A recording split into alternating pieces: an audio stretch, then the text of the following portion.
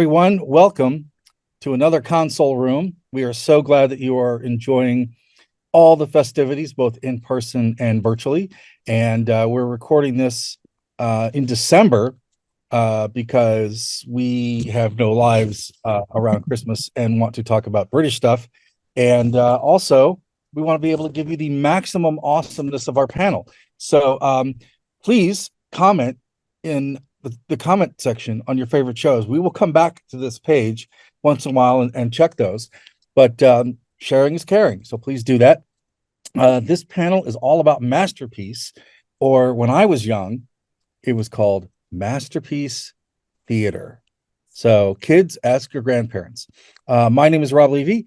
I am one of the people hosting this panel. I've had some stuff in a couple different Doctor Who anthologies, including several of the ATB books, as has Kathryn.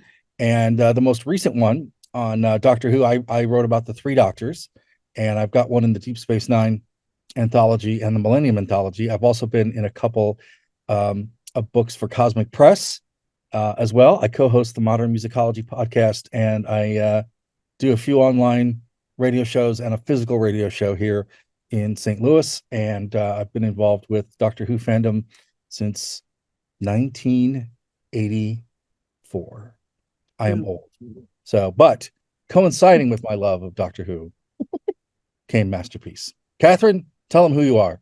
I'm Kathryn Sullivan. I write middle grade fantasy, and I have been in a lot of other anthologies like Rob has, including Outside In Regenerates, Outside In Trust No One, which is more about the X-Files, several Star Trek ones, Children of Time, the Companions of Doctor Who book, and I did not bring in the other ones here with me. Oh, I'm well. in that one too. Yeah, good. We sort of trail each other. Yeah. That is a Cosmic Press book too. Yeah. Mm-hmm. And in the latest Outside In Regenerates, I wrote about the Crotons, because I did like that. I like that one too. Yeah. But growing up, I watched a lot of Masterpiece. That got me into a lot of other British shows, which also got me to Doctor Who. And yes, I remember it being Masterpiece Theater, and you also had the other subdivision of Mystery, which all had different themes. Mm-hmm. Nowadays, they basically combine everything into Masterpiece, but okay. So our description for the panel is, let's talk about our favorite of Masterpiece Theater's offerings on PBS. So do you want to start off with that, or should we start more about the legacy? So I had a question for you. Yeah. You said that you started watching Masterpiece Theater and then Doctor Who. Yeah. Mm-hmm. I came at it backwards. Ha. So that's just some context for people. So yes, I'm older, so sorry. No, Doctor Who was not on PBS when I started watching PBS. I wasn't really old enough. So yeah, I was watching Doctor Who, and I kind of wanted to watch other things.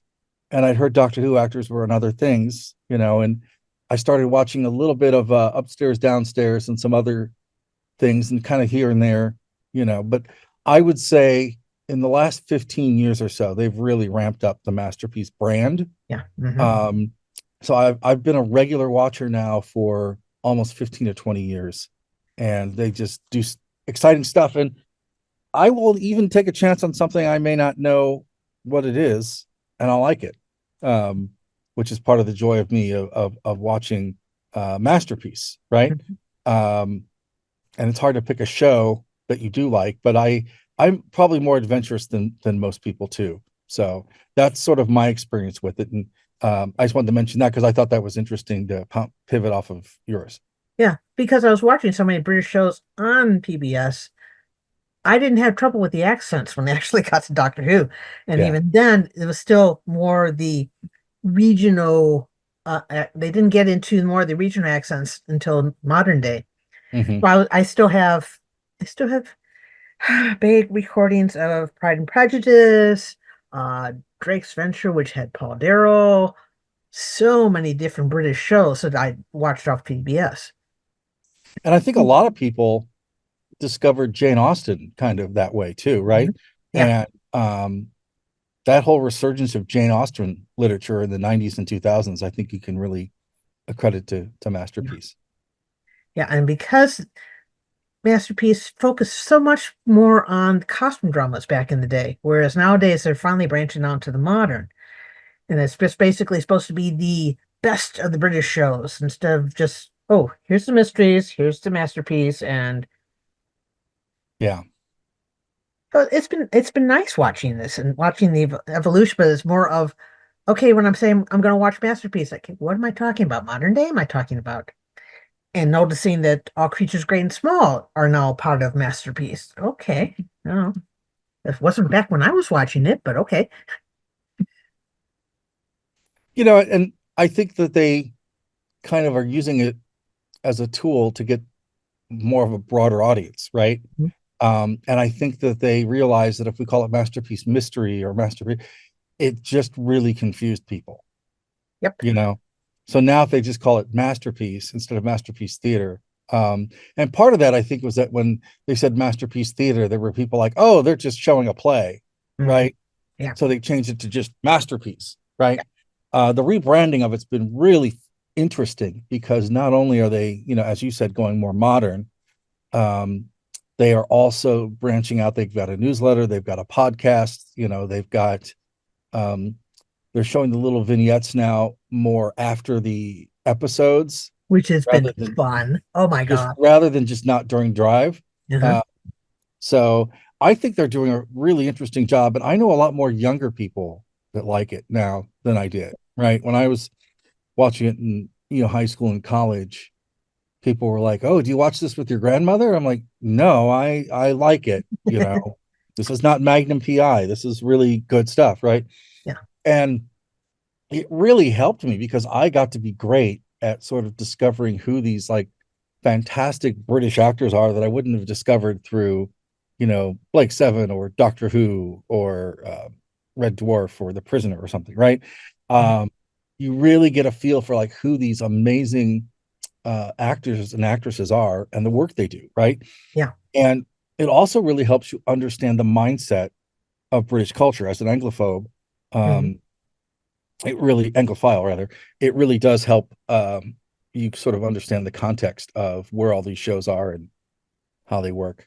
Yeah. And so much history that you normally never see that you wouldn't have gotten in American textbooks. Because I mean, the latest one with Wolf Hall, they're doing Cromwell. And I mean, yes, I remember watching The Six Wives of Henry VIII way back Yeah. in the first show on PBS, but now we get the other approach from the advisor to Henry VIII and running into the problems. Yeah, and I'm glad. I mean, that's coming back as we Yeah, mentioned. I think by the new time season. this airs, it might be back. Um, but I'm glad to see it again because my memory of it was spotty.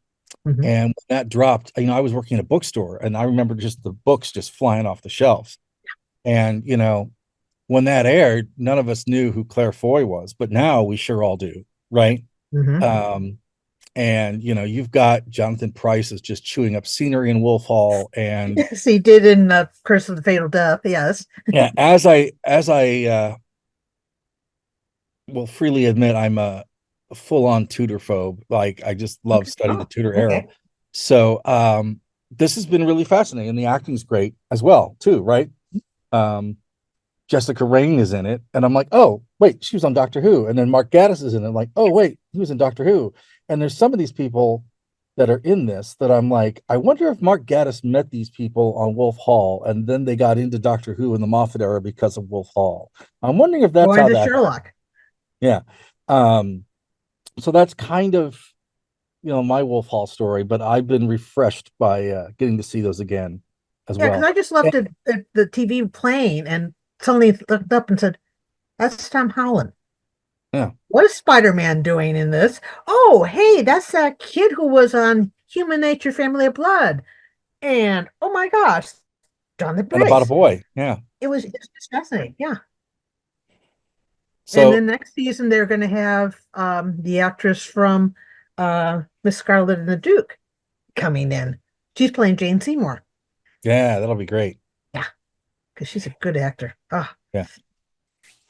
Not that Jane Seymour, but the historical Jane Seymour. right. Just saying. Yeah. As well, because she was Henry VIII's favorite, So more you were than going to the mention others. you want to talk about shows we like, or where do you want to Uh, jump off? where do you want to jump off? Because I can do either. I'm excited because I absolutely love All Creatures Great and Small. Mhm. I will say that in this world of nuttiness and insanity it's like the best comfort food ever is All Creatures Great and Small. I can watch it anytime. Not only do you get to see the beautiful Yorkshire countryside, but Oh it's just, gosh, yes. I don't know what it is about it, but it's like calm TV, right? It's great. So I'm very excited about that coming back.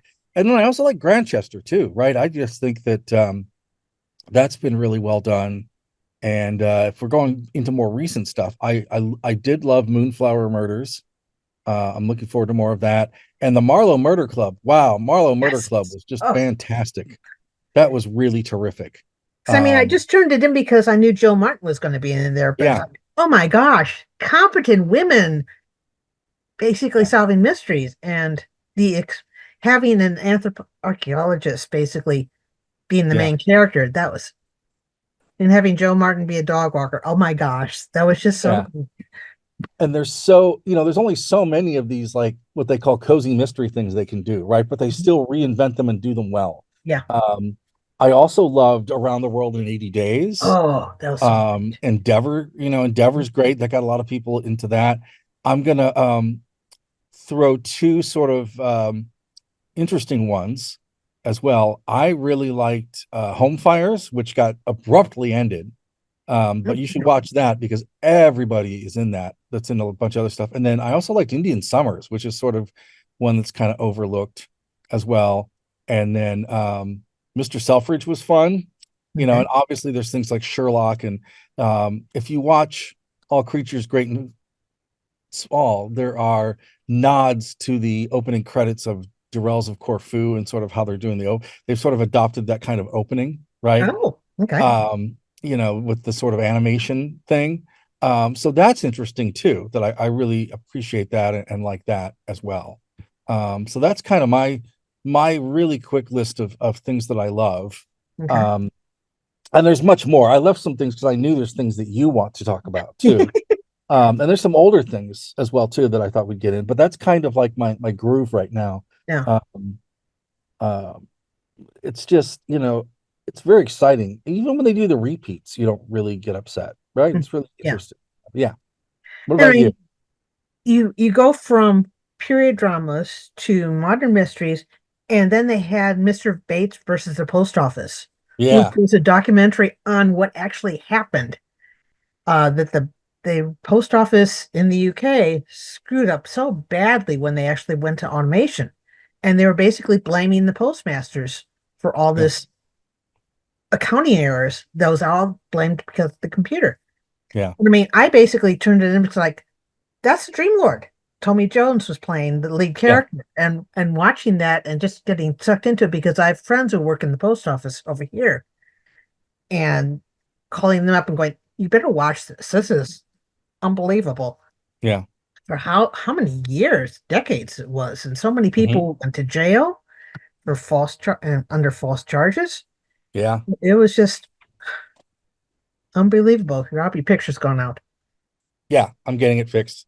Okay, good. Uh, So, I mean, that was a great show, and actually having not something you normally see on what used to be Masterpiece back in the day.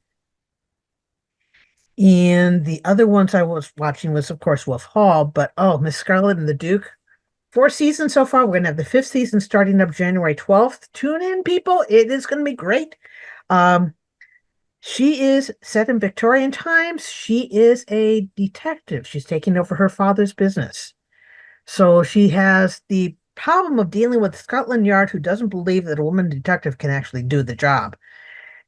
And you're getting the early days of photography, you're getting the early days of missing heirs, female detective in a man's world, you're getting illiteracy, you're getting bombs versus the IRA, you're getting this whole different class structure that you normally would not, of course, see in the American, but actually getting this set up in Victorian times, and the costumes are like any British production, the costumes are fantastic. And every after episode, at least over here, they're doing the little bit of, oh, hey, here's a little snippet of behind the scenes, or here's how these actors work together. It's just really unbelievable. Yeah, I and I think liked, go ahead. no, I was just saying, I think you're right about the costumes. I would not notice things like, you know, costumes and like settings when I started watching it. I mostly watched for the drama. And now, like, if you watch like Downton Abbey, you're so lost in like the visual world of it, right? Mhm. Or even if you watch, some of the contemporary dramas, right? You're just like, Yeah. ooh, these are cool. Like, you watch Baptiste, you're like caught up on like, look at this beautiful background, or look how grimy it is. Mhm. Um, it's much more of a total visual package, I think, than it originally started out to be. Yeah. Because of course you've got cameras with much more detail. They can pick up more detail. Yeah. So you got little side effects of, oh yeah, let's focus a little more up on the food that they're making. Let's focus on how photography was done back then. And it's just been fantastic. Came into Miss Scarlet and the Duke halfway through first season, and then I went back and bought the DVD set as they came out because there's so much rich ideas of, again, a female detective in a man's world, and it just really worked out so well because she basically doesn't want to marry and have children. She basically wants to take over her father's business and solve her father's murder and go on from there. And working with Scotland Yard because the Duke, uh, last name is Buckingham, so that's why they keep referring to him as a Duke, even though he isn't. Um, he had basically been kind of adopted by her father at a point, and watching the relationship between those two characters. Bro has been really good over the fourth season, but now fifth season, the actor has now left the show, so we're getting a new detective inspector with Scotland Yard, which means she's going to have to work out how do I get my information, because the Duke used to basically just kind of let her read some of his notes, or she basically broke into his office and read his notes. It's been fun watching the relationship, how she has been growing as a Mm. detective, and I can't say enough about that show. It's so good.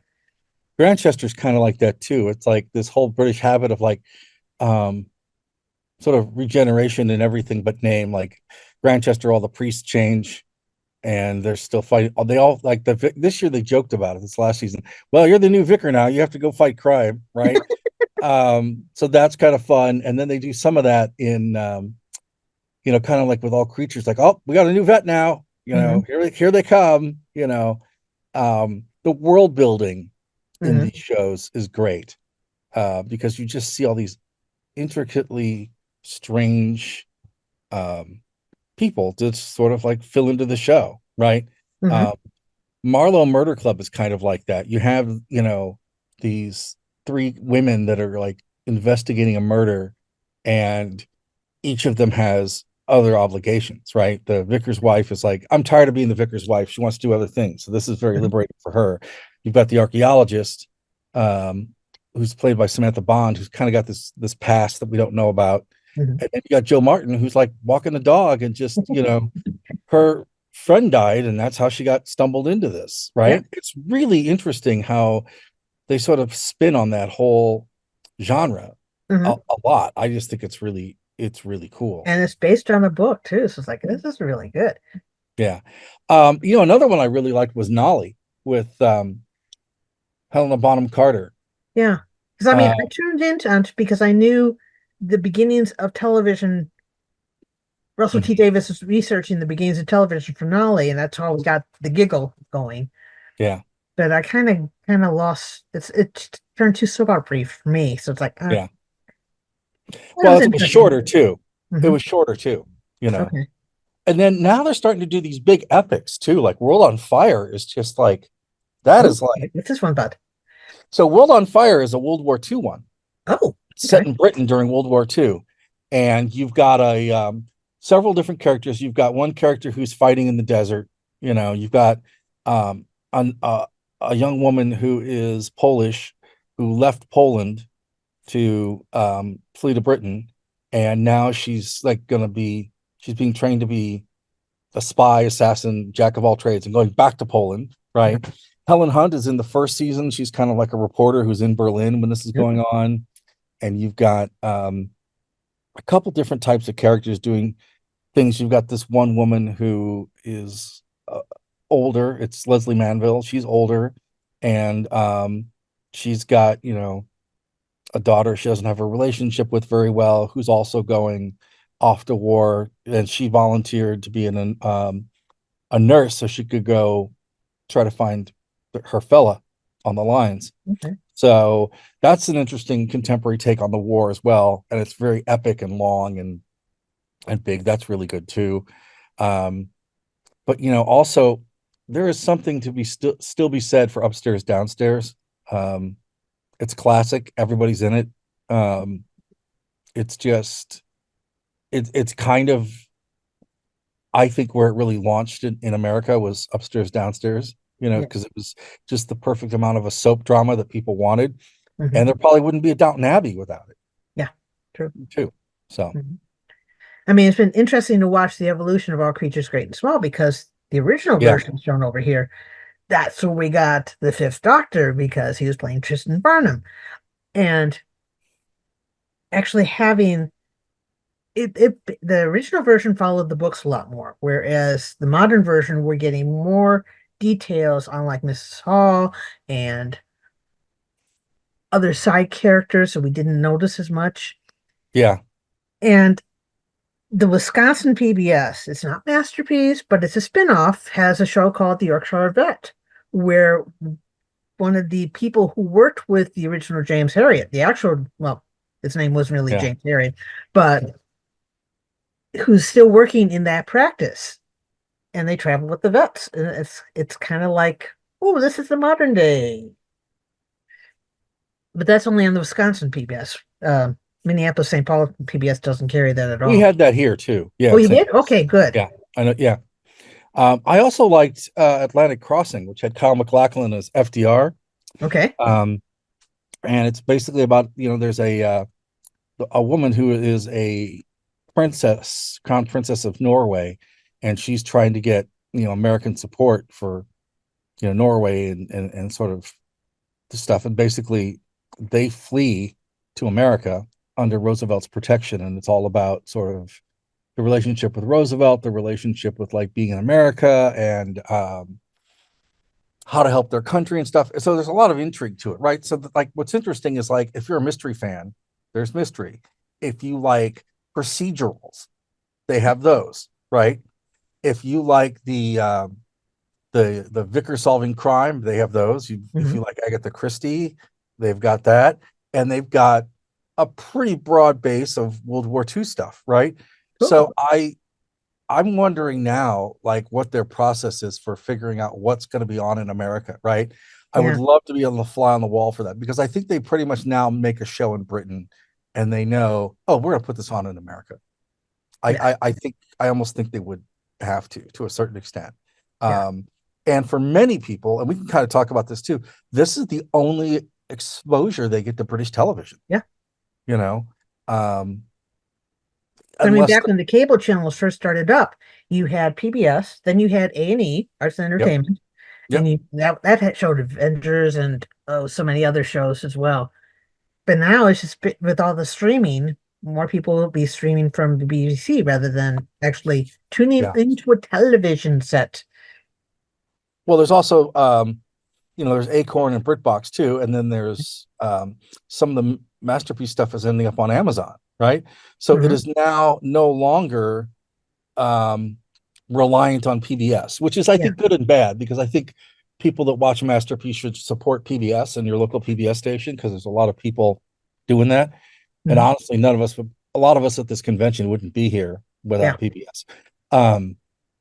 But so it's a love and hate. I'm happy that the series is doing really well, and it's growing, and it's got new audiences, and it's giving people some sense of like cultural awareness and understanding. But it's also kind of frustrating that it's like not exclusive to PBS anymore. Yeah. And PBS may be making money off of it too. I don't know. Well, now that they've got the passport thing, where you used to be able to go to the website and watch things from years ago, and now you can't. But then they've got okay, if you don't have Passport, you can watch it on Amazon and things like that. But like, I'm hoping there's not people that just say, oh, I'm going to watch this on Amazon and not watch PBS, right? Yeah. Hmm. Uh, because in St. Louis they'll put Masterpiece on, and it's like a double booking thing. We'll see what's on after it, right? Oh, yeah. Sometimes if it's an hour, they'll just put two other things or something, Yeah. right? Like in Um, my area on Sunday, you can go straight through All Creatures Great and Small and Wolf Hall and another show on the beginning of that. It's like that's where the Marlow Murder Club came up. And that was right yeah, in the middle of that whole Sunday show lineup. and that show is something that I think people should watch Hmm. as well. Um, and if you really want to get if you're like, okay, these kids have really made me think about this.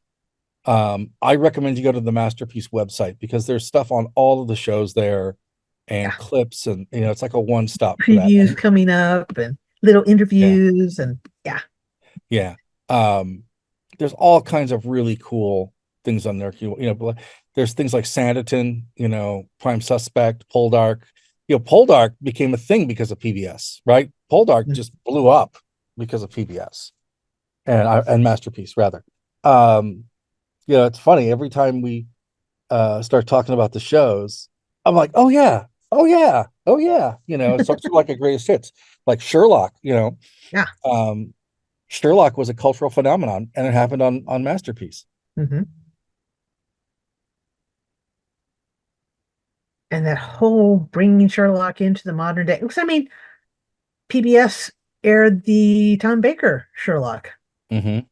Hound of the Baskervilles, way back in the day. Wow. And I think I'm of a particular generation that remembers the Alistair Cook. I'm Alistair Cook, and he's holding the book, and it's Masterpiece Theater. And Oh gosh, that. it was like, wow, and I've watched some of those old clips now just to kind of prep for this panel. I'm like, wow, that was really stodgy, right? And that was really stodgy and kind of upper crust, where I could see like where you know somebody may You not can see, necessarily like that, right? But yeah, now and it the probably way, turned a lot of people off at that because, like, yeah, okay, I'm being lectured. No.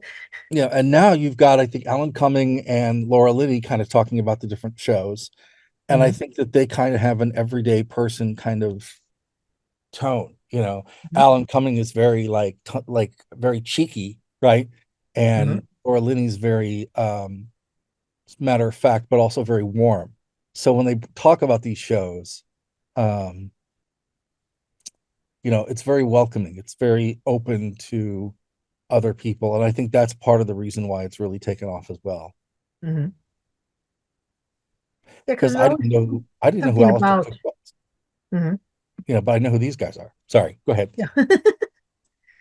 Yeah, because I mean, there are sometimes I'll tune into one of the mysteries. They don't have anybody introducing the show, and that just goes straight into it. Whereas the old way, where you opened up the book and you knew it was based on something else, like, okay, maybe I'm interested, maybe I'm not. And Different takes. general. So I guess here's an interesting question for you. How how do you pick out what you watch? I mean, do you just watch everything, or do you sort of like see the trailer and the summary and kind of like, oh, I think that I might like this, or I think I might not? Is it word of mouth? How do you sort of discover and pick and choose what you want to watch on Masterpiece? Whew. It depends because back in the day, you had TV Guide and you knew what was coming up. Nowadays, it's more of there's not much on TV lately that I can watch, and I don't stream, so it's more of I will be watching something else on PBS, and they'll basically have advertising for something coming up because that's how I knew about Joe Martin going to be on Marlow Murder Club. Yeah, But these other ones, like I didn't know about Miss Scarlet and the Duke until halfway through first season because I hadn't yeah, seen any advertisements for it. yeah. I mean, I didn't know about some of this stuff. Like, I didn't know um, about like things like Vandervalk and Wallander, until Yeah. like the word of mouth. And the word of mouth is interesting, going back to this a little bit. Like now, if you go on social media and you read like the Variety Facebook post, they're talking about something on Masterpiece, or like just general um entertainment outlets are covering what's happening on Masterpiece. So Yeah. it's really easy, sort of like if you miss something, to Yeah. kind of know what's sort of taken off and what people are interested in, and then go back to it, which I love. Yeah. Because like there's a lot of that stuff that I just didn't get into. Like I just missed Annika because I missed the first two, and then Mhm. you mentioned it to me. So now I'm doing my watch of that, right? Ah, That's kind of how you sort of get to it, okay. And it's also one of these few opportunities where people from multi generations can watch the same thing. Yeah. You know, like if you've got a mom who loves Jane Austen but has taught her daughter, how awesome Jane Austen is, then they can both watch them together, right? Hmm. Or if there's, something like World on Fire that's like a World War II thing, everybody can watch that, right? Um, Sherlock is another thing that lots of different people can watch. I think they've really done a job of making things multi-generational and interesting, and like when you look at All Creatures, Hmm. it's kind of like the textbook for what a masterpiece show is, right? It's got this Yeah. heart to it. It's like these people are just all so nice. It's like I'm sitting by a warm fire with like my s'mores for like 45 minutes every time it's on, right? Yeah. Um and And the animals are somehow always so cool. when you watch a masterpiece, these people become more real to you than I think when you watch other shows, Hmm. which I think is really interesting. And I kind of love sometimes they show the vignettes and stuff too of like when they talk to the actors and they're kind of like, wow, this is really big. Like all these Americans now are going to Yorkshire Yeah. to go see where they filmed All Yes. Creatures Great and Small, right? Um, and so it's a whole new sort of exposure to culture over here for them too. They're like, "What? This is all big. Um, Yeah. so it's really interesting. It's become a cultural phenomenon, which I'm really glad about. As well as it's still an educational tool as Yeah. well.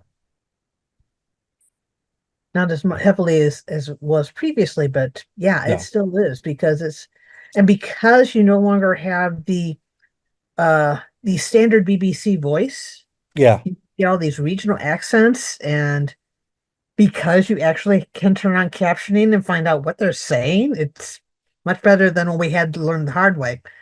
I haven't had to use the captions yet, but maybe I should. I had I'll to do try that that. for Doctor Who, but it's more of the more recent doctors. Yeah. Um, I should do that too. And like we said, if you're watching this on the YouTube and you have comments about your favorite shows, Mhm. tell us because Yes. I know we're missing stuff, Yes, I right? know we're missing a lot probably because And there's so many shows. there's a masterpiece for everybody, Hmm. I think, Yeah, which is which is the joy of that show. yeah, and just trying to figure out what you want to watch. Like I love it at the beginning of the year when they say these are what we're showing, you know, Mhm. and then you're like, ooh, what is this? And then you start investigating it, and then you start seeing who the actors and actresses are in it, and you get very excited, right? Yeah. Hmm. Um, which I think is great, Um, I do think they've gotten a little grittier too. I think one thing about Sherlock is the ability of Sherlock to do well gave us Van der Valk and like Baptiste, right? Okay. As these things that people can watch that are kind of um, gritty crime stuff, um, that I think people can watch. That's kind of interesting too, because those are even their detective shows, um, have a little more depth. The closest thing to like these British detective shows in terms of realism and stuff is like the Quinn Martin stuff in the 70s, where they just don't hold back, Yeah. right? Yeah. But it's very I mean, Sherlock's is a little bit more different because it's investigative and things, Yeah. but like Baptiste and Vandervalk and some of these others, they are flawed characters Hmm. tracking down murderers. So it's a whole Yes. spin on, that. And so fans of like true crime stuff love that and they Yeah. can follow it and it's pretty cool. And So, it's also because of the difference between the two countries. yeah. Things that would not be acceptable on American TV are not censored on British. So when you watch PBS, you're getting the uncensored version. Yeah, I think so too. Is there anything you'd like to see on Masterpiece that you haven't seen yet? But the trouble is, I don't stream. I don't know a lot of shows that Yeah. are available Yeah. elsewhere. Like, Not like books I or think anything. Whew, haven't thought of any. I'm I mean, basically pleasantly surprised with whatever turns up. I'd like to see some them. I mean, I know they do some of it once in a while, but as someone who spent the holidays rereading Dickens a little bit, Okay. I'd like to see him take some of the other sort of lesser known Dickens stuff and tackle that.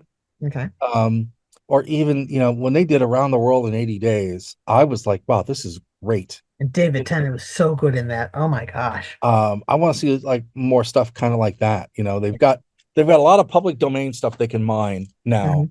Mhm. And a lot of interesting things they can do things with. And I'd like to see them sort of play around with that too. Yeah. But I just also want to see them tell the stories they're telling, because the stories they're telling are all really great. Mhm. And they basically to put more detail, costume wise, world building wise, than you normally see in a lot of other shows Yeah. that are rushed really quickly and basically slathered on with all the special effects. Yes, exactly. And they rely on acting, like Mhm. full on real acting, much more And good than story writing. good story writing, acting, and then the sets and um the clothes. I know they talked about we've talked a lot about All Creatures, right? This is not Mhm. an All Creatures panel, but they do a really great behind the scenes of All Creatures where they show you the set. Yeah. And I honestly thought, oh, they're filming in a real house. I'm like, no, it's all stages. I'm like, really? Um, that part of it's been fascinating. Hmm.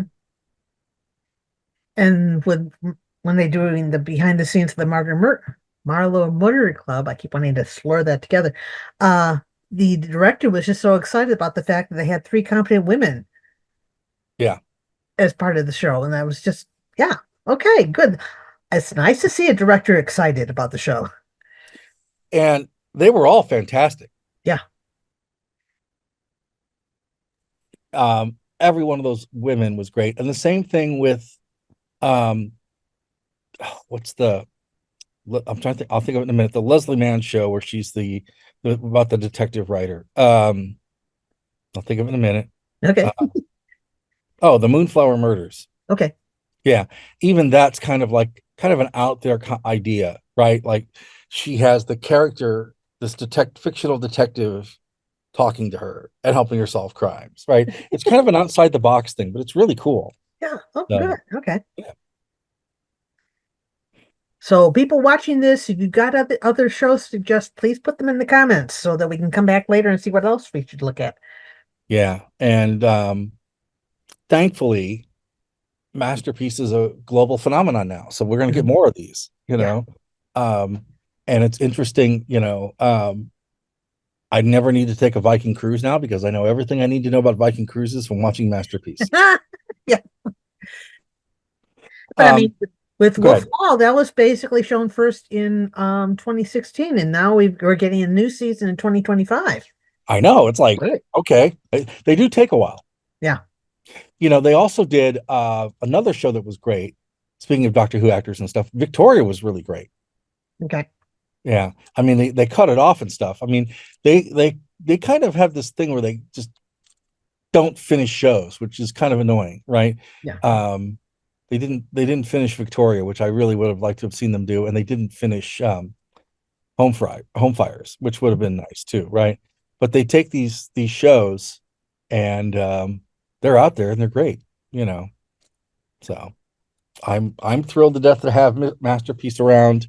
Um, I'm glad that it's there, and their podcasts are great too. Because when I want to break from like my network of just bizarre, strange podcasting and real world stuff, you get to hear the actors really talk about making the shows, and they talk to all kinds of people on their podcast Oh, too. They're really wow. good. Okay. Yeah, their actors are accessible in a way that American actors are not. That's really, I think, Hmm. fascinating. That's interesting. You Which know, explains why the Doctor Who actors are always so great and approachable when we actually see them at conventions. well, I think they just love being watched and seen. Hmm. Um, I mean, a lot of these folks, it's their first time that they're on American TV, and they can use this to pivot their careers too. That's part of it. Yeah. You know, um, Don't think for a minute that Benedict Cumberbatch did not become famous in America on his own. I mean, Sherlock Yeah, did a lot for him, yeah. right? Martin Freeman pretty much had a kind of a little bit of a rep and a catalog, but Cumberbatch really broke out on American Yeah. TV. Same thing with Andrew Scott, right? Now, like a lot of people know who Andrew Scott is because of this. Yeah. So I love that. I think that's all really great. And I think that the effect of Masterpiece is that shows like The Crown were Hmm. able to be so successful on other networks, right? So you've got the Crown, and you've got these um not the other there's a big costume drama that everyone watches as well. The name is escaping me, but Oh. um every like a lot of this stuff is really popular Hmm. because of what they see here. Yes. I mean, Downton Abbey. Yes. You expected that to be as popular on American TV versus the fact that it's actually shown on Masterpiece. Yeah. And that, I think, Downton Abbey is a significant moment too. Hmm. It's like this um because Americans are fascinated with like the British upper class, but also the British lower class Hmm. and particular eras, and that show spans enough of them. But it Yeah. also has that sort of like soap opera attitude that people love, Yeah. right? Even if you don't really understand, why um, the butler can only do this and why they have a footman and not a butler. If you don't understand any of that, that's fine. You're just so in love with the characters that Hmm. it really works. And the whole idea they're doing a new version of Tom Jones, which is the idea that they keep picking up classics and redoing them, and you get a whole new different group of actors doing it. Because I mean, Yeah, Pride and Prejudice, I basically watched it back in the 80s, and then Little Women. How many versions of Little Women have actually shown up and have been done again in Masterpiece Theater? I'm still using the old name. Uh, that's but okay. each time it basically brings a whole new level, whole bunch of people are exposed to it and actually knows to go back and look at the classics. Yeah, and I think that's something you can explore too. If you're a fan of literature, just really good books, use that and watch it. Yeah. Um, I had not read Around the World in 80 Days probably since I was a teenager, and I Yeah. was like really hooked on it, you know. And what the other great thing about Masterpiece that I think is important is it does break down this like gender wall. Like I can watch Little Women, or I can watch the Jane Austen stuff, or Northanger Abbey, or any of these, and it's not necessarily like a macho guy with a gun or a male detective solving things, Yeah. right? Um, the uh, the murder show you just talked about, that one is just as relevant as watching, Sherlock, right? The Marlow murders, that is sort of as interesting to watch as watching, two dudes solve crimes, Yeah. right? Hmm. Um, so I think it's really doing a lot of sort of breaking down this idea of genders. Yeah. Like the cop can only be a male, right? Way Yeah, back in the day. some of that is Agatha Christie because you've got Miss Marple and Hercule Poirot, Mhm. right? But it's also like, ooh, all these people are really interesting, and you get things like Wolf Hall, where Henry VIII is very visceral and forefront and like commanding, but then you get Victoria, where you've got a female queen who is like taking no for an answer, never, right? And so it's interesting how it sort of just plays on our concepts of what gender roles are, but also power, Yeah. right? It's a whole show about like togetherness and power and personality, which I think is also interesting. And exploring different parts of history. Because I mean, Sixth Wife of Henry VIII, way back in the day, it was focusing more on Henry and the wives.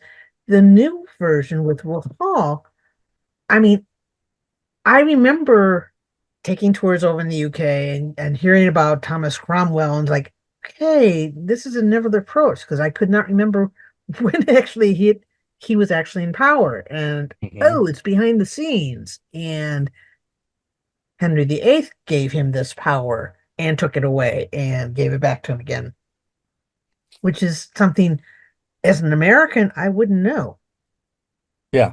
And, there is a huge fascination with the Tudors still, just in everything, drama, TV. I mean, you got the Tudors TV show. You've had, the Winter King documentary series. You've got all these different shows that are feature this kind of culture, and people are hooked on it. Yeah. So that's always big too. And are we approaching time on I this? think we are close to time. But is there anything? It flew too. Is there anything that if you would tell someone who has maybe never ventured into the world of Masterpiece as much as you or I would that you would tell them as we wind down? Because I mean, back in the day, I would have said, "Oh, it's basically more costume drama, and if you want mysteries, you have to watch this other channel." But because they are focusing more just on British shows, well, there's something in there for everyone. You've got modern day, you've got picture drama, period dramas, you've got uh, little different takes on history, and yeah, this is just basically you should be able to Mhm. find something that would be of interest. Yeah, and I would tell people too to look at the video clips, look at the podcast stuff, because they do the podcast in real time as the shows air, but they also archive them, right? Yeah, I would just sort of just go through the Masterpiece page and just click on a show that looks interesting, read the synopsis, and then just jump in, right? mhm. And the beauty of it is we live in a world now where you don't need to necessarily, if you've missed episode one on PBS, it's going to be okay, right? Yeah, A great source for seeing some of these Masterpiece shows outside of streaming is your local library, yeah, right? Many libraries have these that you can check out. Like yeah. upstairs, downstairs is at my library, Victoria's at my library. You can find some of these shows. Miss Scarlet and the Duke, Four Seasons. Physical media, Make sure yeah, they got. physical media. Mhm. So don't be discouraged that it's multiple episodes. Don't be discouraged that I missed one. Mhm. It's going to be okay. Yeah. So yeah, Thank I you. think that covers our pretty Yeah. broad and sweeping talk Mhm. about Masterpiece. Thank you so much for your time. Hope everyone's enjoying Console Room. I always love getting to visit with Kathryn because she's one of my favorite people in fandom. And I'm just so glad that you like a lot of this stuff too, because now I Yeah. feel like I'm not as much of a nerd as I thought I was. No, you never neared. Yeah. You're so very knowledgeable about so many things. I think that the Masterpiece makes you really knowledgeable. You just learn so much about the world that's out there. And the other side thing about it is, what parts of England you want to go visit. Yes. Like, look at that garden. I want to go see that. Yeah. If you're a fan of gardens, Masterpiece is the place for you, man. They got so many gardens on that thing. Mhm. Uh, and also, where they get to film in all these places. Like when they filmed Wolf Hall, they filmed in actual Tudor locations where many of the characters were walking around, and that's cool too. So that's kind of my closing argument for Masterpiece. Yes, do watch it. Comment in the comments section and let us know what other shows we should be watching Yes. and put in your recommendations, agree, disagree. And Yeah. again, thank you for watching. Thank you so much. Enjoy Console Room. Stay warm.